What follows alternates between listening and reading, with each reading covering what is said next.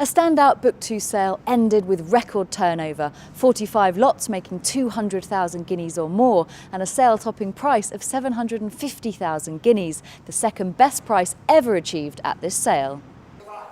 The top lot during the final session was lot 1165, a no-nay-never colt out of a full sister to a Golden Jubilee winner who was secured by Alex Elliott for 450,000 guineas, one of 10 purchases during Book 2 for the agent. The standout colt by the leading first season sire was bought on behalf of football agent Kia Jurabchian and will race in the owner's Ammo Racing Limited colours. We've been buying for the client in Book 1 and we've been looking in Book 2. The order was to try and find a Royal Ascot horse, and this horse was the standout of the 3 days that I saw.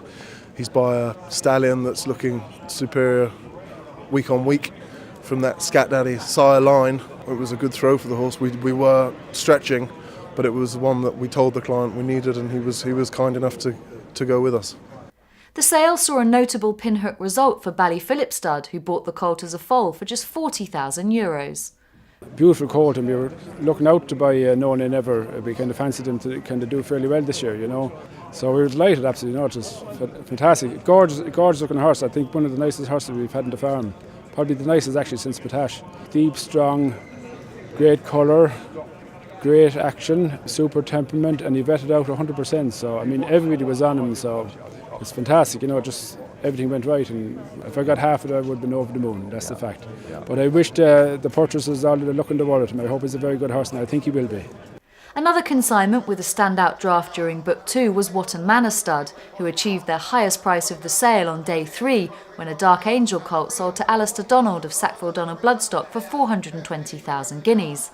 The offering out of Minwah, who was bought here by the operation in 2014 for just 46,000 guineas, is a half-brother to 3-time winner Bleue and was one of a 12-strong draft for Ed Player, whose yearlings averaged 119,000 guineas. Obviously, we were absolutely amazed and thrilled with the price. We knew we had a lovely horse. He'd been very popular. Lots of people had vetted him, and we knew he vetted clean, so we were pretty hopeful, but we never in our wildest dreams thought he was going to make that sort of money, so no, absolutely over the moon. The dam's a great, big, strong mare, and we just thought it would suit Dark Angel. That's why we did the mating, and, you know, ever since he's come out of the mare, he's been a lovely foal. And he's just thrived since the summer. He's done really, really well. And when he got to the sales, he's even sort of improved since he's got here, and he's shown himself beautifully. We're just very lucky we had a great team of people here showing the horse. They've done an amazing job. And the guys at home got him here in tip-top shape. All the plaudits should really go to those guys. The sire with the highest average price during Book 2 was Juddmont's first season sire Kingman, who added to an impressive aggregate of 9 sold for 2,305,000 guineas, with lot 1217, who was knocked down to Stephen Hillen with trainer Henri-François Devin for 400,000 guineas.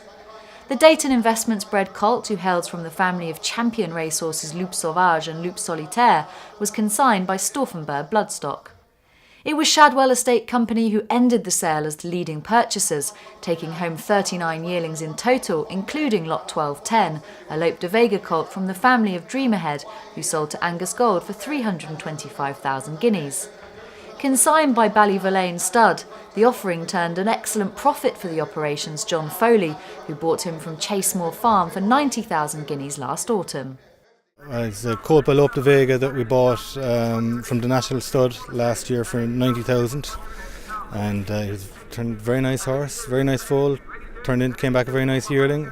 A very good mover, correct horse, lovely strong horse, make a 2-year-old, easy for people to like him.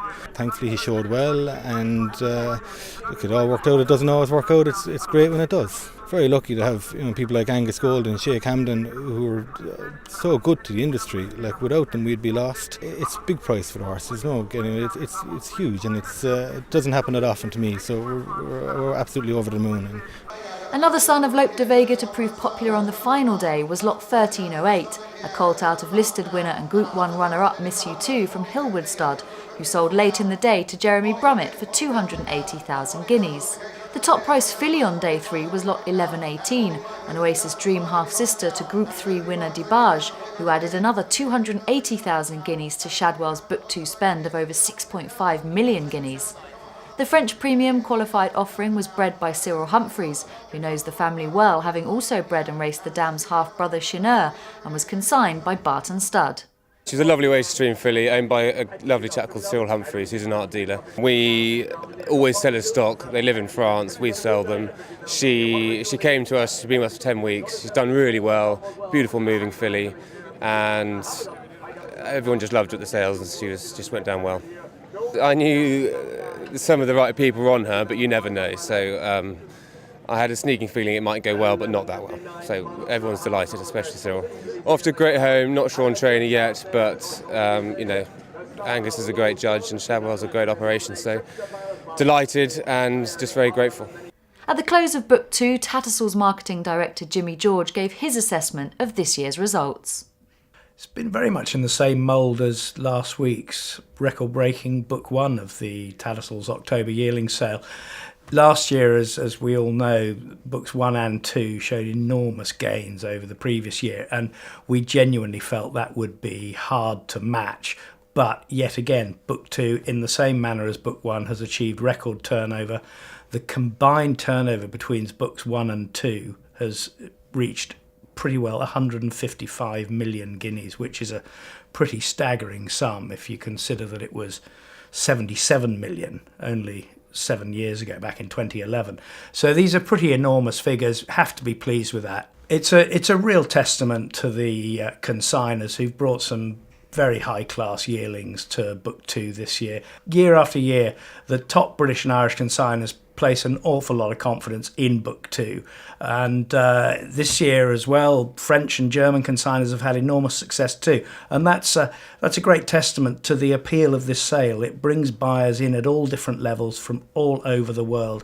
The quality of the yearlings combined with consistent racecourse success, not just in Europe, not just the Poet's Words and Batashes that came from Book 2 a few years ago, but Group 1 winners further afield like Australia and America.